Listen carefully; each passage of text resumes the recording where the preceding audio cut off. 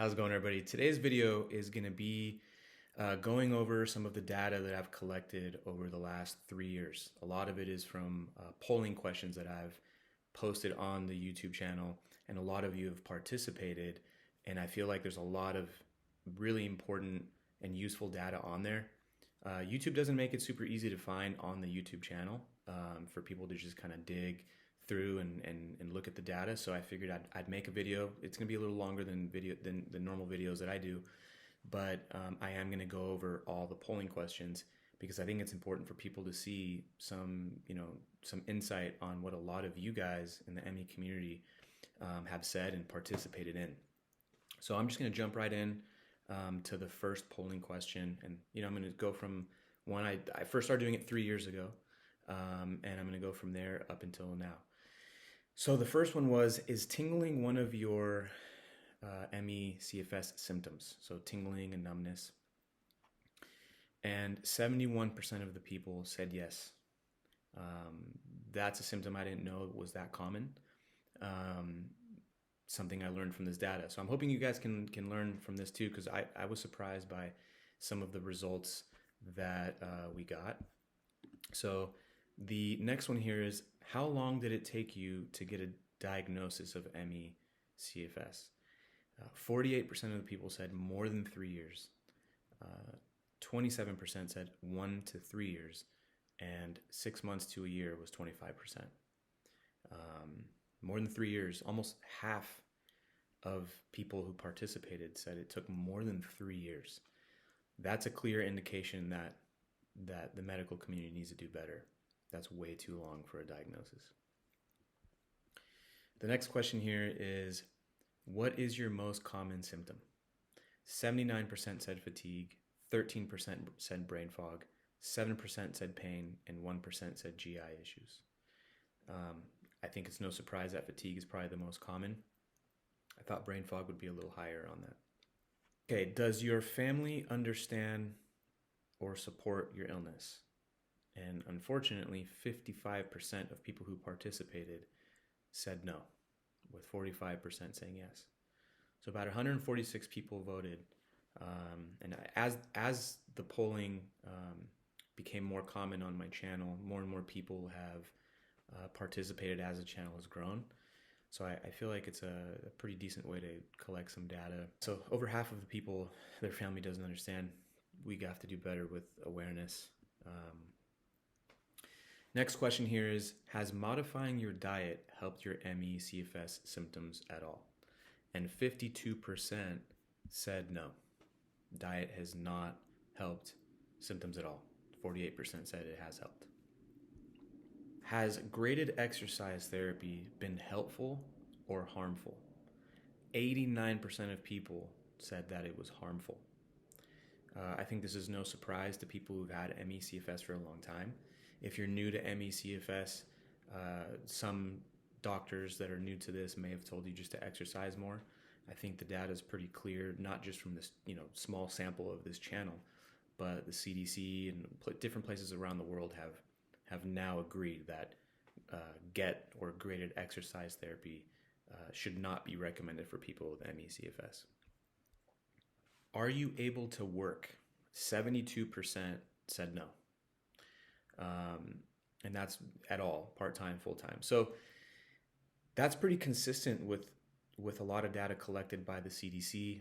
I think they have it as 3/4 of people cannot work, about 1/3 are bedbound. So I feel like this data that we're collecting here is pretty consistent with others.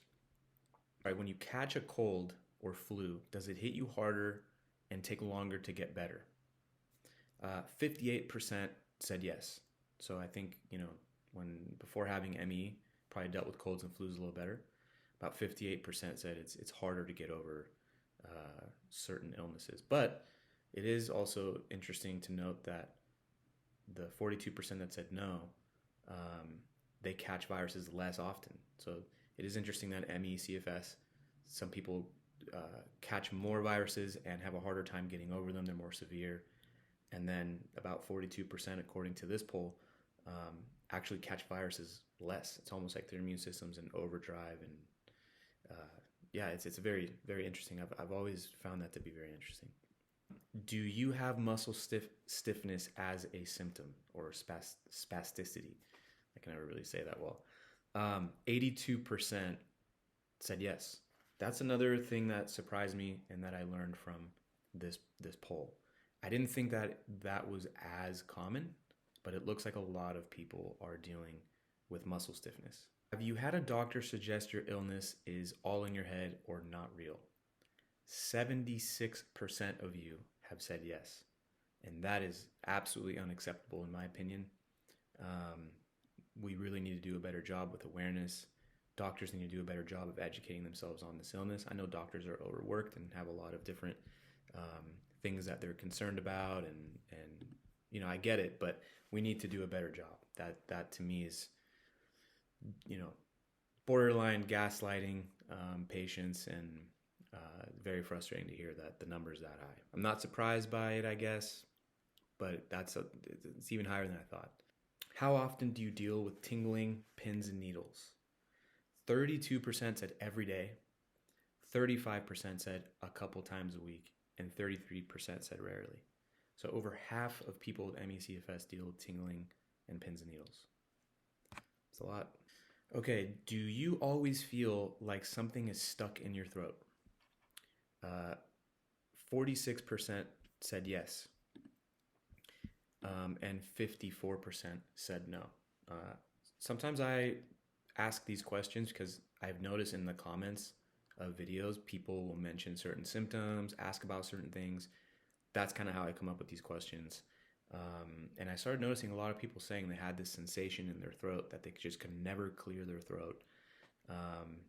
That may or may not be related to ME, but I thought it was interesting as I saw it popping up more and more in comments.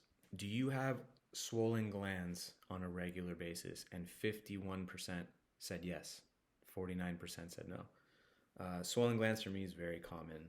I get it here a lot. I could feel the pressure sometimes around my throat area.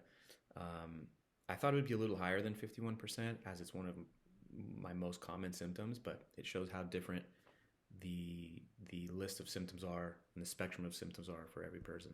This was a interesting one. How many other chronic health issues have you developed since having ME? And this was a little shocking.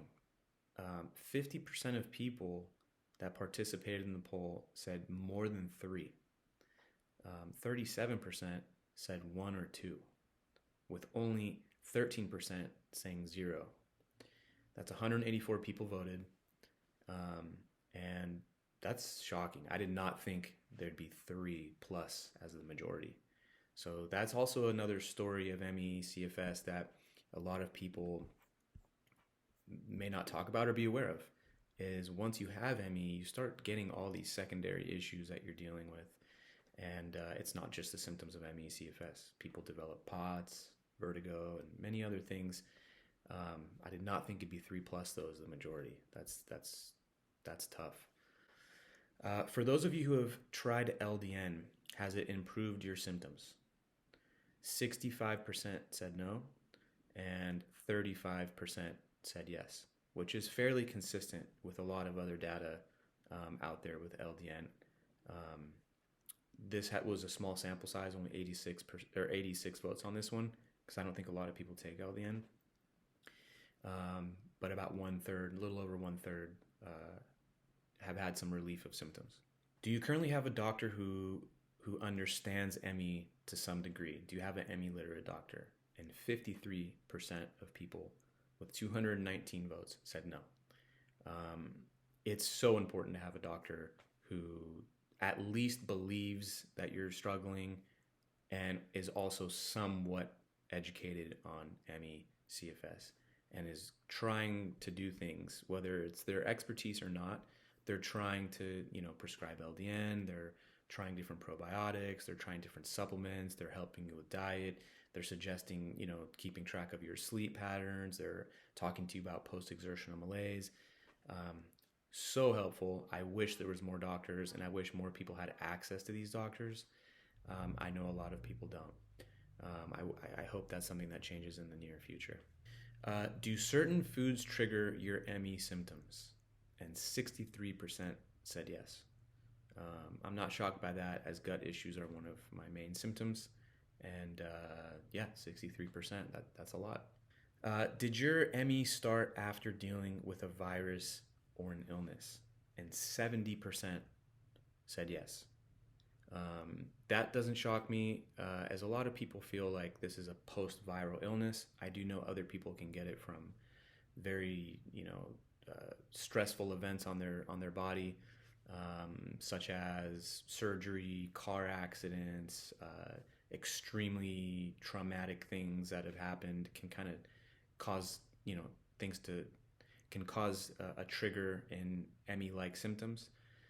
But most people, it's a post-viral illness, it seems. Are you still able to work to some capacity? This is just a follow-up um, to the last question, and it was almost exactly the same, and 73% said no. It's almost, the data is very consistent, and this one has twice as many votes. So about 3/4 of people with ME can no longer work at all. What age did your ME? At what age did you start getting your first symptoms of ME? 22% said teen, preteen. 33% were between the ages of 20 and 30. 32% were between 31 and 45, and over 45 was 14%, with 310 people voting. So we're starting to get more people participating in these polls, which really allows us to really dive deeper into the data. Okay, so over the years, has your ME ... gotten worse, been pretty stable, improved, or fully recovered? So gotten worse is 66%, been pretty stable is only 18%, improved is 14%, and fully recovered is 1%. So be mindful of channels that are saying, think more positive, eat better, and you'll get better. Fully recovered is 1%, according to this poll. According to the CDC and organizations that have collected data at a much larger and controlled scale, it's between 1% and 3% from what I've read.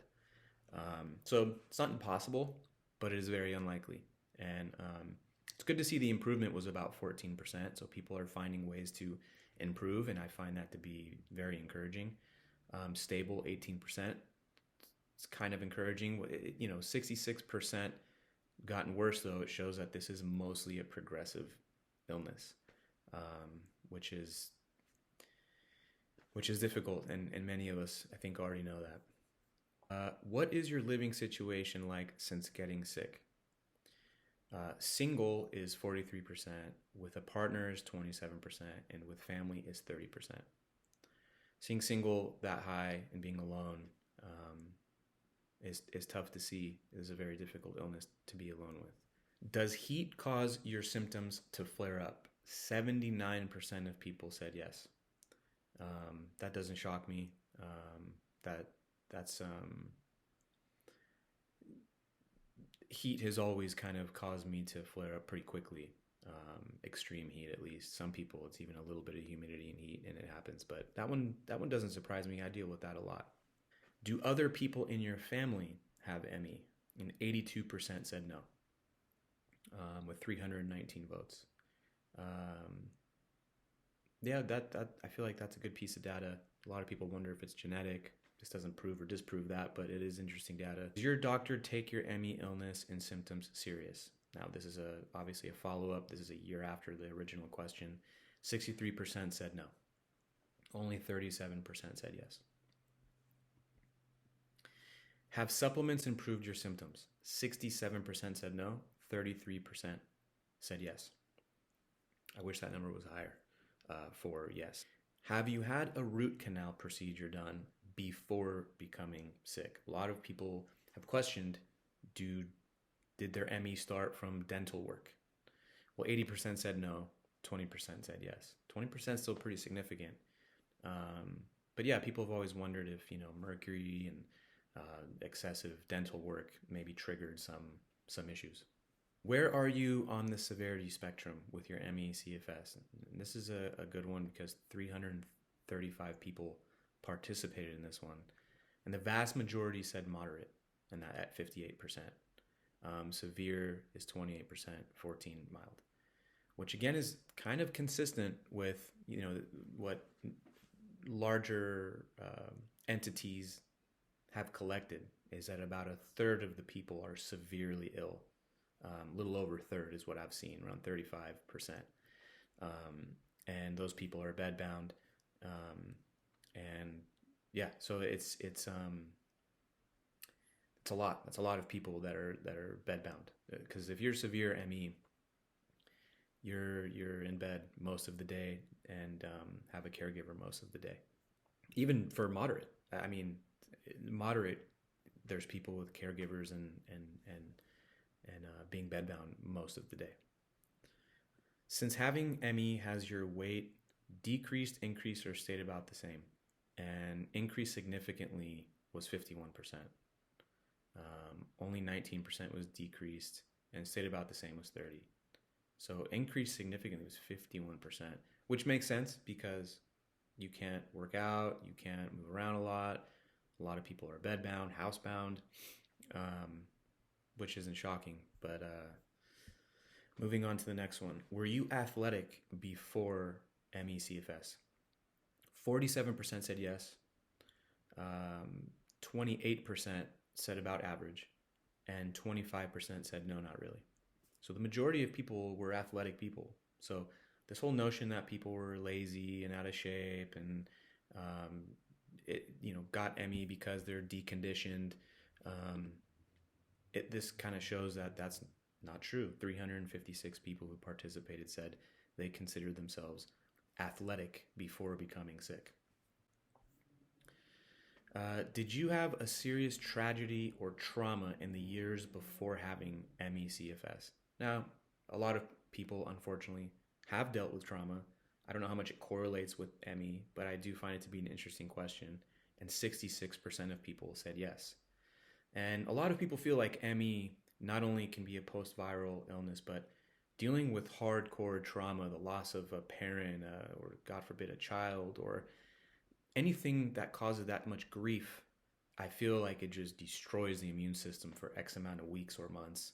And if you're already kind of dealing with something, I feel like illnesses kind of rear their head up during the time of that vulnerability. I think, tragedy and trauma can really affect inflammation. You sleep worse. Some people don't eat when they're stressed out or overeat when they're stressed out. And stress is horrible for you. And I feel like if your body was already kind of suppressing an illness and you're on the verge of developing an illness, I feel like trauma and tragedy, or a car accident, or financial burdens, or losing your home, foreclosures, things like that can trigger illness. So I'm not surprised, but 66% is pretty high.